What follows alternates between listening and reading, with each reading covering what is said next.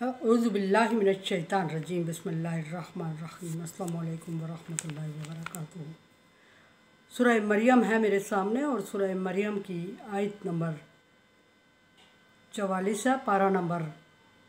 16 है और रुकू नंबर 6 है।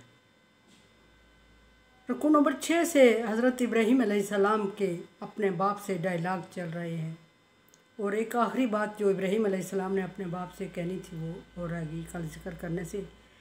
इब्राहीम अलैहिस्सलाम ने अपने बाप से फरमाया कि मैं जो मुझे इल्म दिया गया है मेरे अब्बा वो तुझे नहीं दिया गया, बेशक तू मेरा बाप है, यानी इल्म नबुव्वत की बात की। और फिर ये भी बताया कि मैं मुकम्मल तेरी फ़िक्र में लगा हुआ हूँ और तेरे लिए अच्छा ही चाहता हूँ और ये हमेशा के लिए, और तू मेरी पैरवी कर ताकि तू सीधे रास्ते पे हो जाए। अगली जो बात की इब्राहीम अलैहिस्सलाम ने वो ये की आयत नंबर 44 में कि या अबाती ला ताबुदुश शैतान, ऐ मेरे बाप शैतान की इबादत मत करें। मैं बता चुकी हूँ कि आज़र मुशरिक थे, इब्राहीम अलैहिस्सलाम के बाप मुशरिक थे, तो शैतान की इबादत न करें। इन्नहु कान लिर्रहमान असिय्या, और वजह ये बताई कि शैतान अल्लाह तबारक व तआला का नाफरमान है, और जब वो अल्लाह तबारक व तआला का नाफरमान है तो जो उसके ग्रोह में जाएगा वो भी अल्लाह का नाफरमान और उसके टोले में शामिल हो जाएगा। फिर फरमाया कि या बती इन्नी अहाफ़ु अन यमस्सका अज़ाब मिन रहमान, है मेरे बाप मुझे डर लग रहा है कि अल्लाह तबारक व तआला के अज़ाब आप पर ना आन पहुँचे। नाफरमानी की वजह से, शैतान की पैरवी और शैतान की इबादत करने की वजह से, शैतान के नक्शे कदम पर चलने की वजह से रहमान आपसे नाराज़ हो जाए, और जब रहमान नाराज़ हो जाता है तो फिर अज़ाब ज़रूर हो जाता है, और मैं आपके ऊपर आने वाले अज़ाब से डरता हूँ। और फिर मुझे ये भी फ़िक्र है कि फ़तकून अली शैतान वलिया, कि आप ऐसे करते करते हमेशा के लिए शैतान के हमनशी, शैतान के दोस्त ना हो जाएं। और जब आप शैतान के हमनशी और शैतान के दोस्त हो जाएंगे तो फिर अल्लाह तबारक व तआला आपसे मुंह मोड़ लेगा, और जब मुंह मोड़ लेगा तो दुनिया और आखिरत आपकी बर्बाद हो जाएगी।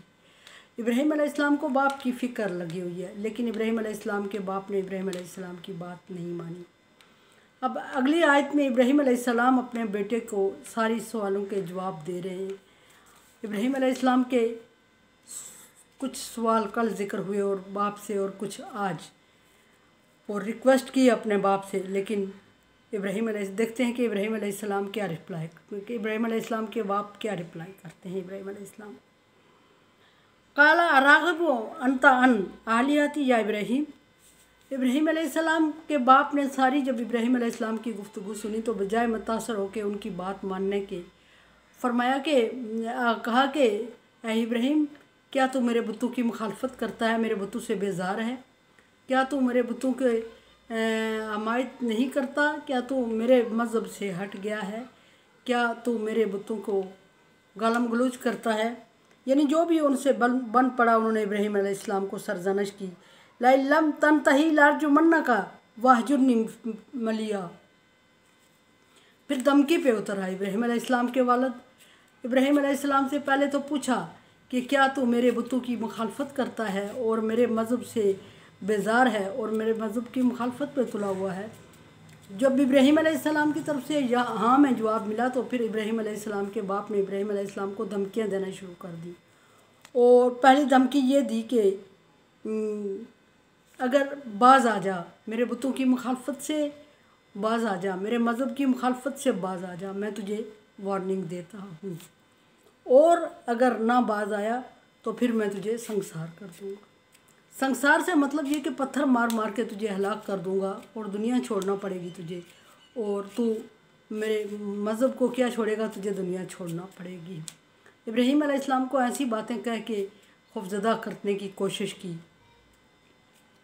लेकिन मामला बहुत आगे निकल चुका था और इब्राहीम अलैहिस्सलाम जिस मज़हब पर चल चुके थे उस मज़हब को छोड़ना उनके लिए नामुमकिन था, इसलिए कि अल्लाह तबारक व तआला का पसंदीदा मज़हब था। और जो दीन अल्लाह तबारक व तआला ने इब्राहीम अलैहिस्सलाम को दिया और जिसकी तबलीग का हुक्म दिया और जिसके लिए इब्राहीम अलैहिस्सलाम को अल्लाह तबारक व तआला ने नबूवत अता की, पैगम्बर चुन लिया, उसको छोड़ना इब्राहीम अलैहिस्सलाम के बस की बात नहीं थी। लेकिन जो इब्राहीम अलैहिस्सलाम के बाप ने अपनी तरफ से बनाया हुआ दीन था वो भी छोड़ने पे आमादा ना हुआ। जब वो छोड़ने पे आमादा ना हुआ तो इब्राहीम अलैहिस्सलाम सोचने में लग गए कि अब बाप के साथ टकराव है और बाप मुझे धमकी दे चुका है कि या फिर तू मेरे मज़हब में आ जा, मेरे दीन को कबूल कर, मेरे दीन की मुखालफत छोड़ दे, या फिर मैं तुझे पत्थर मार मार के हलाक कर दूंगा, संसार कर दूंगा। और तीसरी धमकी ये दी कि वाहजुरनी मलिया, या फिर तू ऐसा करके कुछ अरबाब था, फिर उसने बेटे से कहा कि तू कुछ अरसा मुझसे दूर हो जाए, यानी मेरा जिस एरिया में मैं रहता हूँ इस एरिया को छोड़ दे, मेरे मुल्क को छोड़ दे और दूर दराज रह जाके आबाद हो जा, वरना मैं तुझे जान से मार दूंगा। जब बाप ने कतई फैसला सुना दिया तो इब्राहीम अलैहिस्सलाम भी अल्लाह तबारक व तआला के हुक्म के ताबे थे, सो दीन छोड़ नहीं सकते थे और बाप की तरफ हो नहीं सकते थे। सो बाप के आर्डर पे अमल करते हुए काला सलाम अलैका, बाप को कहा कि मैं तुझ पे सलामती हो, मैं अलहदा हो जाता, यानी सलाम जुदाई मुफारकत कह दिया। और इब्राहीम अलैहिस्सलाम को अपने बाप को छोड़ के अलहदा हो जाते हैं और शाम जाके आबाद हो जाते हैं। ये बहुत दुख की बात थी और अकेले इब्राहीम अलैहिस्सलाम और पूरे इब्राहीम अलैहिस्सलाम के बाप और उनके कौम पूरी एक मज़हब पे थी और अकेले इब्राहीम अलैहिस्सलाम एक मज़हब का ऐलान कर रहे थे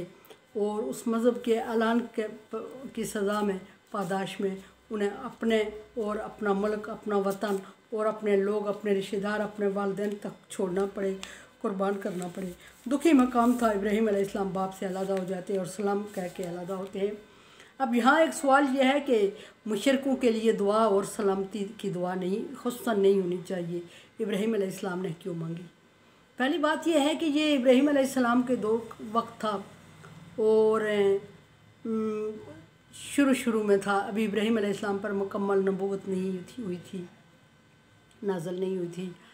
और बाद में इब्राहीम अलैहिस्सलाम को भी इस चीज़ से मना किया गया। उस वक्त अभी इब्राहीम अलैहिस्सलाम को मना नहीं किया गया था कि मुशरिकों के लिए दुआ ना मांगे।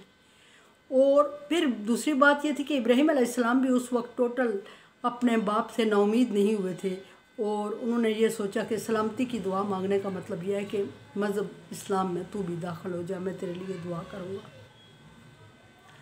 जब वाज़ेह हो जाए कि एक बंदे ने हर तरह से नाउमीदी हो जाए कि उसने दीन कबूल नहीं करना और मुशरिक ही रहना है, तो फिर उसके लिए अल्लाह तबारक व तआला ने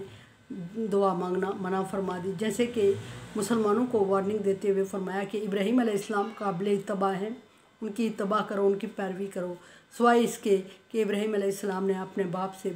के लिए, उसके बाप मुशरिक था, उसने अपने बाप के लिए दुआ मांगी थी बख्शिश की। ये जो इब्राहीम अलैहिस्सलाम की बात है काबिल इत्तबा नहीं है, इसकी पैरवी मत करना। लेकिन यहाँ बात ये भी है कि इब्राहीम अलैहिस्सलाम को उस वक्त उम्मीद थी कि शायद के, और दुआ भी उन्होंने सलामती की मांगी थी कि इस्लाम में दाखिल हो जा और अल्लाह के मज़हब में, पसंदीदा मज़हब में दाखिल हो जा, जो दीन मेरा है उसमें दाखिल हो जा ताकि तुम पर सलामती हो। अगर इस दीन में दाखिल नहीं होते तो फिर सलामती की उम्मीद नहीं थी। दूसरी बात जो इब्राहीम अलैहिस्सलाम ने अपने बाप से जुदाई के वक्त फरमाई वो ये थी कि सास्तगफिरुलक, मैं अल्लाह तबारक व तआला से तुझसे बख्शिश मांगूंगा तेरे लिए, रब्बी, अपने रब से, इन्नहु बी खफिया, अल्लाह तबारक व तआला मेरे बहुत करीब तरीन और बहुत मेरे लिए मुझ पर मेहरबान है और मुझे उम्मीद है कि वो मेरी दुआ को कबूल करेगा। ये दुआ कह के अपने बाप से अलहदा होते हैं और शाम जाके आबाद होते हैं। और रवायात के मुताबिक ये है कि वहाँ बहुत अरसे तक काबे की तामीर में भी लग गए और ये भी कि अपने बाप के लिए मुसलसल दुआ मांगते रहे, हदायत की दुआ मांगते रहे और इसलिए भी मांगते रहे कि बाप से वादा कराए थे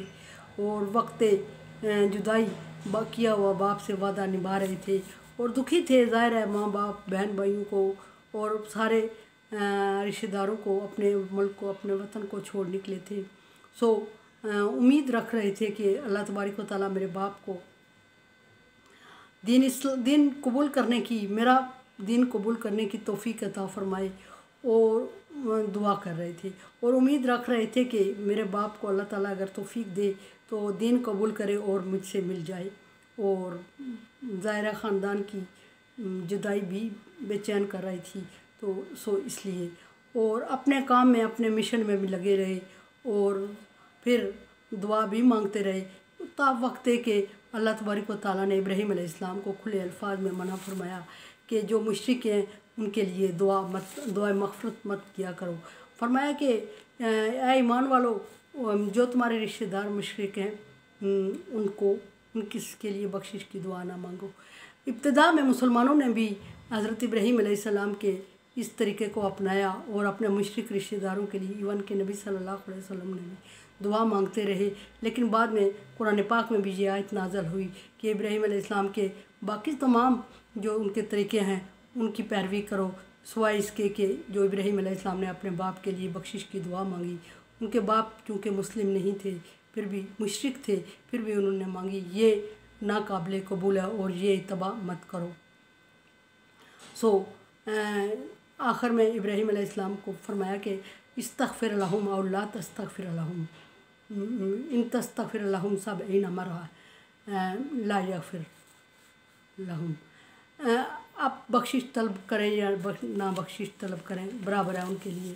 ایون کہ اگر آپ 70 مرتبہ بھی، 70 کا عدد اس لیے بولا گیا، یہ نہیں کہ 70 مرتبہ ہی، 70 سے مطلب ایک لامحدود مطلب مانے لیا گیا اس کا کہ لامحدود جتنی مرضی دعائیں مانگتے رہو بخشش کی، اللہ تبارک و تعالیٰ نے ان کی بخشش نہیں کرنی۔ پھر نبی صلی اللہ علیہ وسلم کو بھی منع فرمایا۔ آپ صلی اللہ علیہ وسلم ایک مشرک کی قبر پہ چلے گئے اور دعا فرمایا کہ اگر میری دعا سے اس کی بخشش ہو جاتی ہے، اس کے نماز جنازہ پڑھانے پہ حضرت عمر نے منع کیا، عرض کی کہ یا رسول اللہ نہیں۔ آپ صلی اللہ علیہ وسلم چلے گئے اور جب چلے گئے تو کھڑے ہوئے میت پہ دعا کے لیے، تو آیت نازل ہوگی کہ استغفر لہم او لا تستغفر لہم۔ آپ بخشش مانگے یا نہ مانگے، 70 مرتبہ بھی مانگ لیں تو ان کی بخشش نہیں ہوئی، منع فرما دیا نبی صلی اللہ علیہ وسلم کو بھی، اور آیت نازل ہوئی مشرک والدین کے لیے بھی بخشش کی دعا نہ مانگے، کیونکہ بخشش کرنے والی اللہ کی ذات ہے اور انہوں نے اللہ کے ساتھ شریک ٹھہرایا ہوا، اور اللہ تبارک و تعالیٰ شرک کو کبھی معاف نہیں کرتے، اس کے علاوہ جو گناہ ہوتے ہیں معاف کر دیتے۔ ایک بات یہ غلط بیانی کی جاتی ہے کہ اللہ شرک کو معاف نہیں کر سکتے، باقی سب چیزوں کو معاف کر سکتے کا لفظ نہیں بولنا چاہیے۔ اللہ تبارک و تعالیٰ کیا نہیں کر سکتے ہیں، لیکن اللہ تبارک و تعالیٰ نے شرک کو نہ معاف کرنے کی وارننگ دی ہوئی ہے، وعدہ کیا ہوا کہ شرک کو معاف نہیں کرے گا، چاہے تو کر سکتا ہے لیکن کرے گا نہیں، اور اس پر اللہ تبارک و تعالیٰ نے مسلمانوں کو بھی حکم دیا۔ میرے چینل کو دیکھیں، سمجھیں اور تعاون علی البر والتقوی کے فارمولے کے تحت تعاون کریں میرے ساتھ، لازم ہے آپ پہ، اور اگر نہیں کر رہے ہیں، آپ کو اس قابل نہیں لگ رہا ہے تو رائے دیں، رائے کی منتظر ہوں گے۔ اللہ حافظ۔